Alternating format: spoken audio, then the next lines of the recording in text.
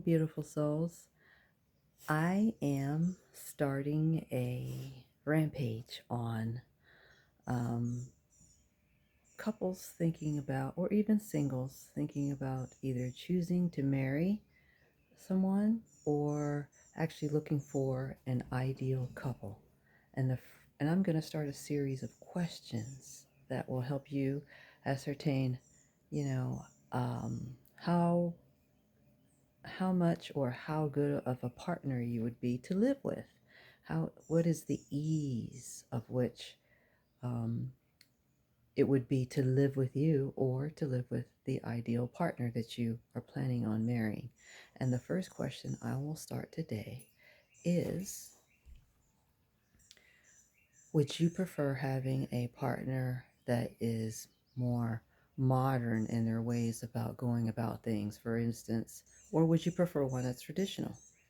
For instance, a traditional partner would think, the male female standard ways of living. Um, Males go out, they have the expectation, and females do too, have the expectation where both of you are going out, you have a job, but when it comes home, the male tends to just do male things like maybe empty the garbage, and the female tends to take care of the kids, wash dishes, cook, clean, and all the whole 9 yards. On a more modern scale, it doesn't matter who does what. Whatever you're good at, if you're a male and you're good at cooking, you do the cooking.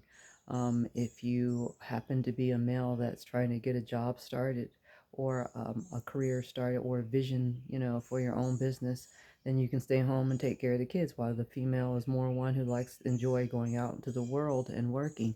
So she does, the working. But when it comes to cleaning, you do whatever you're good at, your strengths are. And the rest of the stuff kind of happens as you move along. So what's more important to you? Because I found that in my life, that if I'm a more modern person with a little bit of, you can be a little bit of both, but you're stronger on one end more than the other.